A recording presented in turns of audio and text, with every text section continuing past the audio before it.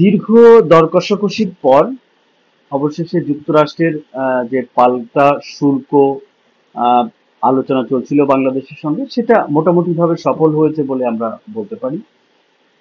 কেননা গত বৃহস্পতিবার মার্কিন প্রেসিডেন্ট ডোনাল্ড ট্রাম্প বিশ্বের বাংলাদেশ সহ বিশ্বের প্রায় ৭০টি দেশের উপরে নতুন কর হারের হার প্রকাশ করেছে। এই দীর্ঘ আলোচনায় বাংলাদেশ আরোপিত শুল্ক যে ৩৫ ভাগ ছিল, সেটা কমে এখন ২০ ভাগে নামিয়ে আনা হয়েছে। তো ওভারঅল দক্ষিণ এশিয়ার ক্ষেত্রে বাংলাদেশ তুলনামূলক অনেকখানি ভালো একটা নেগোসিয়েশন করতে পেরেছে বলে মনে করি, কারণ দক্ষিণ এশিয়ায় সবচেয়ে আহ, কম যে শুল্ক হার সেটা পাকিস্তানের, এবং এরপরে বাংলাদেশের অবস্থান ভালো। তবে সবচেয়ে চ্যালেঞ্জ বা ক্ষতির সম্মুখীন হয়েছে ভারত। আহ, পাকিস্তানের যেটা দেখা গেছে, পাকিস্তানের শুল্ক হার 19%-এ নামিয়ে আনা হয়েছে, এবং তারাই দক্ষিণ এশিয়ার মধ্যে সবচেয়ে কম। এরপর বাংলাদেশ রয়েছে, বাংলাদেশ 20%। আর ভারতের ভারতের এটা 25%। তো এই নতুন শুল্ক নীতি বড় ধরনের চ্যালেঞ্জের তৈরি করেছে ভারতের জন্য। এটা একটা বিষয়। যুক্তরাষ্ট্রের সঙ্গে বাণিজ্যিক চুক্তিতে পৌঁছাতে ব্যর্থ হওয়ার কারণে তারা এখন 25% শুল্ক দেবে। এবং ভারতের গণমাধ্যম ইন্ডিয়ান এক্সপ্রেসের তথ্য অনুযায়ী এর ফলে ভারতের যে প্রায় 50টি দেশ কম শুল্ক দেবে, এবং যেটি ভারতের জন্য একটি বড় ধরনের আহ, আমরা বলতে পারি যে উম, আহ, সমস্যা বা সংকট তৈরি করবে। উপরন্তু এই শুল্ক আরোপের ছাড়াও শুধু মানে রাশিয়া থেকে তেল অস্ত্র কেনার কারণে ভারতের উপরে একটা অনির্দিষ্ট জরিমানা ধার্য করার কথাও জানিয়েছেন ওয়াশিংটন।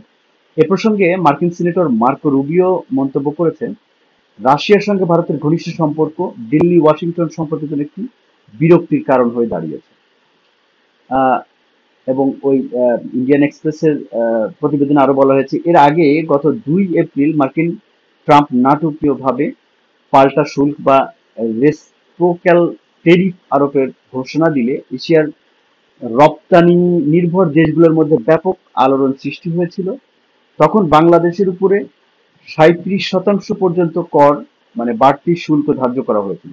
তবে 3 মাসের আলোচনার পর সেই হার কমিয়ে চূড়ান্তভাবে 20% নির্ধারণ করা হলো, যা দেশের বাণিজ্য খাতের জন্য একটি ইতিবাচক অগ্রগতি হিসেবেই দেখা হচ্ছে। শুরুর দিকে কোনো দেশের উপরে ট্রাম্প 49% শুল্ক বসিয়েছিলেন। এর ফলে থাইল্যান্ড, তারপরে ভিয়েতনামের ইলেকট্রনিক শিল্পটা বেশ ক্ষতির সম্মুখীন হয়েছে।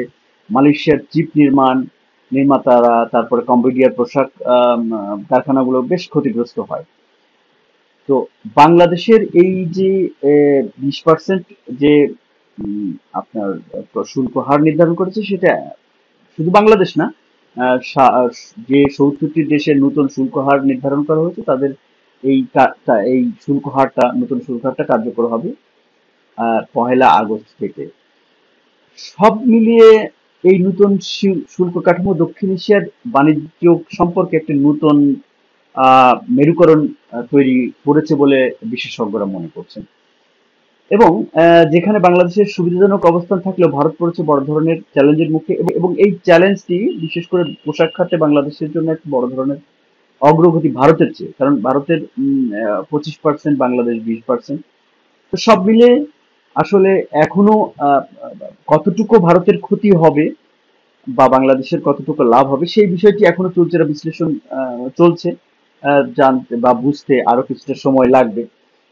তো আপাতত যে বাংলাদেশের জন্য যে সুখবর, সেটাকে আসলে আমরা আহ, একটা সুখবর হিসাবেই দেখতে পারি।